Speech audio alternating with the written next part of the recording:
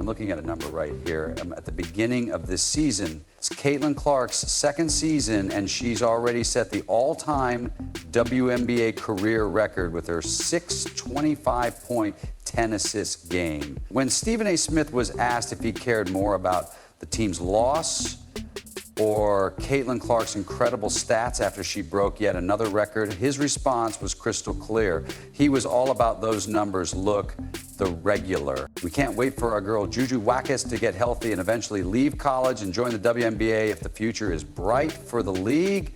Yes, Eminem, Monica McNee. Yes, Jenna Umke. Yes, Andrea Carter, L. Duncan, and the rest of the crew. Stephen A., your boy. But what really grabbed everyone's attention was Clark's performance with 27 points and 5 three-pointers, including one from way downtown that had everyone jumping out of their seats. The team came roaring back in the fourth quarter, outscoring their opponents 25-5, but they came up just short, and she's not going anywhere. We're talking about someone who is essentially still a kid in basketball terms. Clark just recorded her 6th game with 25 points and 10 assists, which is now a WNBA record. Smith didn't hold back when he called her completely legitimate and the real deal. Who's here to stay, is already looking ahead, talking about how excited he is to see what Paige Buchers brings to Dallas, and hoping Juju Watkins can recover from her injury to make the jump to the pros. I'm going to be watching the WNBA, and by the way, I want my courtside seats. These girls are supposed to have some clout, so work it out, you two, Molly. One thing I can agree with Stephen A. Smith is that Caitlin Clark is the truth, man. The future of women's basketball looks amazing right now. Smith name-dropped players like Monica McBride, Jana Ogie, Andrea Carter, and Lex Duncan, all of whom are young talents coming up. He even joked about wanting those premium courtside seats because these players have serious pull and connections now. However, let's talk about what Clark is actually doing to the record books when you look at her career path. I am at a point in my life where I am not going to a WNBA game and being upstairs in the media. It's mind-blowing that she hasn't even reached 50 games yet. But she's already breaking records that took Diana Taurasi her entire career to set the comparison between the number of games veteran players needed and Clark's game count. People are making Oscar Robertson comparisons, but it's really not that crazy. Something special is happening. Now, take a look at this stat, dog. She hasn't even reached 50 games yet, but she's already surpassed or tied Diana Taurasi's triple-double record, and she's catching up to Candace Parker's triple-double record. She's literally rewriting the WNBA history books in real time, and we're all watching it happen now about that game-ending situation. There's definitely some stuff to unpack there in crunch time. The way that final play went left people scratching their heads. With a timeout still in their back pocket and enough time on the clock, they could have run something cleaner, maybe a pick and roll to give Clark a better look. I mean, she's almost going to hit Courtney Vanish, and look how many games they've played to get to this number. Look how many games she's played. Oh my goodness, man. I think Caitlin Clark might be the Oscar Robertson of the WNBA right now. The play was supposed to go to Aaliyah Boston, but when Natasha Howard ended up with the shot, things went awry. With 4 seconds remaining after her miss, there was definitely time to regroup. Some people defended Coach Stephanie White by arguing that Boston was the intended target, which is fair enough. But when plays fall apart in those pressure moments, that's when timeout management becomes crucial. Now she has a little way to beat Elisa Thomas, then she has 15. But are you kidding me? They were the ones playing every game. Kelsey Mitchell would have been fine too, but those were clearly the hot hands. Are you serious? She is destroying the record books right now. I can't stop myself from putting Caitlin Clark right here. Caitlin is amazing right now, man. I think she may have one of the best seasons ever this year. I think she's going to drop a couple more triple-doubles. Don't get this twisted, though. Stephanie White and her coaching staff deserve praise for the work they're doing. It just goes to show how important those split-sec decisions become when everything is on the line, and Clark's shooting performance was exceptional. Her range and accuracy made it clear why she's in a class of her own. Sure, players like Sabrina Ionesco provide entertainment value, but her whole package, shooting leadership and playmaking, is unrivaled at the moment. I think this is going to be an incredible season for her man, and she's off to a great start right now. In fact, last night, I believe Caitlin Clark was the primary player who should have been putting the ball up in the fourth quarter, but even with the play at the end, I don't think she should have been inbounding the ball to keep it a Graham. Though players like Kelsey Plum have had big scoring nights at 37 points, Clark's contributions across every category show just how valuable she really is. The league season openers were solid, with Ojo Wilson putting up good numbers in her debut, but Clark's triple-double performance, which may have been the best individual showing of all the opening games, was impressive. I believe she should have been inbounding the ball, and there was still time to actually get the ball back to Caitlin. A moment that set the bar extremely high for the rest of the season, and ran a two-man pick and roll before Howard just decided to chuck the shot up. I mean, they had options, man, but I feel like they should have gone back to Caitlin Clark, even if she had inbound the ball. It is what it is. And even if they had drawn up the play to go to Aaliyah Boston, there is no reason why Howard should have been putting the ball up. Clark's explosive rise and record-breaking pace suggests she might be the game-changing player the WNBA has been waiting for, and her ability to create excitement, break records, and deliver when it matters most means she will dominate MVP conversations all season long. Statistics, entertainment value, leadership, and the most watched regular season game in 25 years all seem to highlight the player who played Caitlin Clark. The game has received the most views since Oh Who Played Caitlin Clark is still a draw, a headline, and something people want to see. Now, I know you're wondering, so I actually found this for you guys. Last year's Fever versus Die games was appointment television, and the numbers show that the Indiana Fever won. Nearly 3 million people watched Chicago Sky on national television, including many who witnessed Angel Reese's obvious frustration during the game. The audience was an incredible 27 million on average, with a peak of 31 million. This represents a staggering 115% increase over the 13 million viewers who watched the Aces versus Liberty game on ABC during the regular season last year. The jump illustrates just how many more people attend WNBA games when Clark is playing. 53 million two, one mediocre second game two mediocre third game two, three on average with a 3 million peaks so far.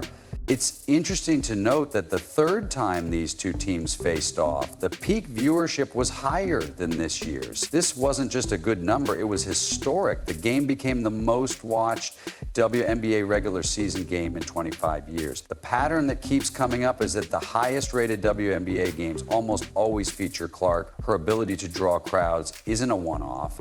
It's consistent across different matchups and networks. Looking back at last year's Fever Sky games, demonstrates how the audience continued to grow, with an average of 1.5 to 3 million with a peak of 2 million.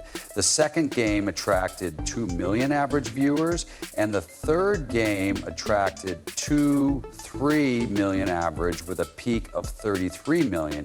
It's interesting to note that last year's, the third game had a greater peak than the season opener, but the average was lower, which meant that viewers were paying more attention this time. Here are some stats for you, followed by the end of the first year. Those whose 7 million viewers watched her record a triple-double saw Dana Evans rise to third on the WNBA all-time scoring list and witnessed Angel Reese's intense performance. Caitlin Clark's box office appeal extends beyond individual games, as evidenced by the 6 million viewers of the season's most watched WNBA telecast. When compared to Clark's ABC debut last season, when her third career game drew 17 million viewers, this opener had roughly 1 million more viewers, which is over 50% growth. The TV industry people are already predicting that Clark's sophomore season could be even bigger than her rookie year. This season's opener against Chicago beat all 4 of their meetings from the previous season. The most watched previous game was a late June ESPN broadcast that drew 2.5 million. Caitlin Clark's triple-double was watched by 7 million viewers. 7 million people watched Dana. While the NBA's opening week showed concerning drops, the WNBA opener was crushing multiple NBA broadcasts, including ESPN's NBA Wednesday doubleheader, which averaged 16 million viewers, a 42% drop from the previous year's Thursday Spurs game. Bonner hit 3rd all-time on the WNBA scoring list. These WNBA numbers are competing with major sports programming, and the average of 27 million is almost matching the 28 million that ABC's NBA Saturday primetime averaged during the regular season. The WNBA opener also beat every Major League Baseball game this season, including that highly anticipated Mets-Yankees game with Juan Soto's return to New York. According to Viewership, for the Fever's opening game against the Angel Rees and the Chicago Sky's Saturday Sky Fever WNBA regular season game, which averaged 2, the Mavericks game attracted 145 million. The ESPN Bucks Sixers segment attracted 17 million. And the WNBA Saturday opener defeated all of these, demonstrating just how competitive women's basketball has become on television. Let's continue, shall we? With 7 million viewers on ABC, Clark's influence extends beyond the ratings of a single game. She is creating a genuine following for the league. These significant viewership increases indicate that she is effectively attracting new fans to women's basketball, which people are actively choosing to watch. While we don't have all the demographic and geographic breakdowns, the overall numbers clearly show broad national appeal. The consistency of high ratings across various opponents' venues and broadcast partners proves that Clark's presence alone significantly impacts viewing decisions. The sustained growth from Clark's rookie season into her sophomore year suggests her appeal may be expanding rather than fading. What began as curiosity about the highly touted rookie has turned into sustained viewership that keeps growing. Viewership since Memorial Day 2000, and the second largest crowd of any kind in the league during that time, second only to the WNBA All-Star Game last year, which included Indiana's resounding victory, which peaked at 3. The WNBA's business side benefits greatly from 1 million viewers, and Clark's performances in high-rating games give the league significant leverage for future TV deals and demonstrate to sponsors and partners that it is a profitable venture. The rating success confirms the investment in women's professional basketball as a developing entertainment property, and it sets high expectations for audience engagement throughout Clark's sophomore season, individual performance, team success, and these viewership achievements represent real progress for women's professional sports on television and show the potential for sustained audience growth when compelling athletes and storylines are properly promoted to national audiences. Last season, the most watched of the 4 meetings between the Sky and Fever was a late June matchup on ESPN, which attracted the most viewers. TV success also highlights how important strategic scheduling and promotion around Clark's games has become networks, and the league can use these rating patterns to maximize exposure and continue building the WNBA's national TV presence. 2. Compared to Fever Liberty on ABC on the first Saturday of the previous season, Clark's 3rd career game saw a more than 50% boost in viewership. This was the first time that Caitlin Clark was available on ABC 1. 1 million people rushed out of the woods to watch Caitlin Clark on ABC the last time they had the opportunity, with a heartbreaking 91-90 loss to the Atlanta Dream. The Indiana Fever's defeat was particularly heartbreaking because of Clark's incredible individual performance throughout the game. The final seconds of the game captured everything that could go wrong. The play was intended for Aaliyah Boston, but Atlanta's defense snuffed it out perfectly with 97 seconds remaining. Howard had a decent look, but Nia Coffey blocked her shot even after she grabbed the offensive rebound for a second chance. The basketball gods simply weren't having it, and their poor free throw shooting killed them. The Fever went just 16 of 26 from the line, missing 10 crucial points in a one-point game against Atlanta while knocking down 25 of 32 attempts. Howard struggled badly in the fourth quarter, missing all 4 of her free throws when the game was on the line, and Boston also missed a crucial one in the final seconds. The thing about Angel Reese is that she always talks out of both sides of her mouth, so all we'll remember is her jumping up ready to fight over what looked like an ordinary good, clean, hard foul. As I've said before, Angel Reese is the female Bill Laimbeer, so you could look at Caitlin Clark and say she's Michael Jordan. However, let's be honest. Angel came up ready to get some and looked like she wanted to fight. In my opinion, it didn't look like a flagrant foul. It just looked like a good basketball play. Angel Reese has gained some tangential notoriety by pointing to the ring finger and then entering the league that same year. It's been the best thing that has ever happened to her, and if it weren't for Caitlin Clark, nobody would know who she is. The team showed incredible heart, fighting back from multiple double-digit deficits throughout the night, but their defense was all over the place for 4 quarters. Atlanta dropped 31 in the first and 32 in the third, while Indiana managed to hold them to just 13 and 15 in the second and fourth quarters. This inconsistency ultimately cost them coach. After the game, Stephanie White did not sugarcoat the defensive breakdowns, saying that the team lacked disruption and allowed Atlanta to move the ball too easily. She also noted that there were multiple coverage breakdowns with players playing as if they were 5 individuals rather than a cohesive unit, which is something that good teams will always take advantage of. Atlanta's strategy to slow down Clark worked fairly well. They threw multiple defenders at her and used full court pressure to disrupt her rhythm. Dream coach Carla Mameko explained that they attempted to keep the ball away from specific players, including Clark, while forcing tough shots. Brittany Gurr and Brianna Jones, who combined for 40 points and 21 rebounds, were the Dream's interior presence. In the first half, Coach White had to burn both challenges on what she called obvious missed calls. One challenge was used on a simple out-of-bounds play that should have been easy for the referees to get right. As the game progressed, Clark's frustration with the officials became more and more apparent. Howard scored 20 points with 4 threes to seal Atlanta's victory, but Indiana's defensive rotations broke down at crucial moments with players appearing unsure of their help assignments. Those split-second decisions that come from playing together were clearly missing. The officiating controversy spread to social media when Connor McCaffrey, Clark's boyfriend, posted criticism that went viral. His post about the officials being in mid-season form generated thousands of retweets within hours, as fans and analysts shared similar frustrations. Video evidence supported many of the officiating complaints, including the fact that multiple possessions showed Clark getting bumped on drives without foul calls. One particularly obvious sequence had Clark getting contact while shooting a 3, but officials ignored clear contact on her follow-through. The entire offensive flow created a choppy stop-start game that prevented the Fever from finding their rhythm.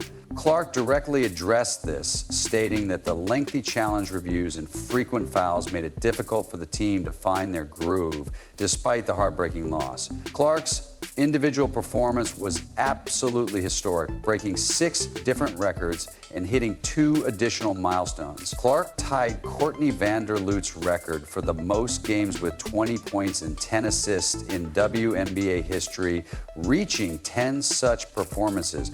The crazy part is that Clark accomplished this in just 42 games, while Vanderloot needed 394 games to reach the same mark. In 1999, Tisa Pinheiro, the previous record holder, required 47 games. Legends like Sue Bird and Teresa Weatherspoon each required 56 games to reach the same milestone. Clark broke Sabrina Ionessu's record of 5 games with 25 points and 10 assists, setting a new mark with 6 such performances. Ionessu took 5 years in the WNBA to set that previous record, while Clark topped it in her second season, becoming the first player in WNBA history to start a season with back-to-back games with 20 points and 10 assists. Most players consider one such game per season to be a significant achievement, but Clark began her sophomore year with 2 consecutive games with 25 points, 10 assists, and 10 assists, 5 rebounds, 5 made threes, and 27 points, 11 assists, 5 rebounds, 2 steals, and 5 threes on 9 of 20 shooting and 5 of 11 from deep were Clark's final line against Atlanta. She also hit 2 other milestones during the game, becoming the 4th fastest player to reach 800 career points, demonstrating her rapid statistical growth across multiple categories. Clark also tied Chelsea Gray for the 10th most double-doubles by a guard in WNBA history, reaching this mark in significantly fewer games than other players. These accomplishments demonstrate Clark's exceptional ability to excel at both elite passing and scoring at the same time, and she doesn't specialize in one area, dominating both, as evidenced by those back-to-back 2010 assist games to begin the season. The frightening thing for opponents is that Clark is still honing her craft while learning the league and forming relationships with teammates. Her current record-breaking pace suggests even greater things as she enters her prime. Aaliyah Boston had a strong night with 24 points and 10 rebounds, earning praise from Coach White for battling Atlanta's formidable front court. Kelsey Mitchell added 24 points and demonstrated the leadership qualities this young team needs. Lexi Hull contributed valuable energy off the bench that affected the game's momentum multiple times. The team's offensive rating has increased dramatically despite ongoing chemistry issues, as evidenced by higher scoring, better assist percentages, and improved three-point shooting. Veterans like Natasha Howard, Dana Evans, Sydney Coulson, and Brianna Turner are still figuring out their roles on the team, and the roster is still incomplete because Sophie Cunningham hasn't played yet due to injury. Coach White praised the team's tenacity and resilience throughout the game, saying that their ability to overcome double-digit deficits demonstrates strong character and mental toughness. The chemistry between Clark Boston and Mitchell continues to develop as the coaching staff attempts to. Clark acknowledged that games like this offer learning opportunities while the team continues to build relationships and communication. When the team fixes fixable issues like free throw shooting, defensive rotations, and late game execution, the combination of Clark's record-breaking talent and the collective hunger following such a heartbreaking defeat creates a dangerous foundation for future success. The rest of the WNBA should be concerned because the performance against Atlanta revealed both the team's current limitations and their tremendous potential. In addition to 6 broken records in one night, Boston and Mitchell performed well. The combination of individual excellence and team growth suggests that Indiana's best performances are still ahead as the season progresses. This heartbreaking loss serves as a crucial learning experience for a young team with championship dreams. Despite the immediate disappointment, Coach White knows the ongoing challenge of getting all 5 players coordinated on both ends. The talent foundation is there, chemistry keeps developing, and defensive improvements will come naturally. The free throw shooting will get better with practice and experience.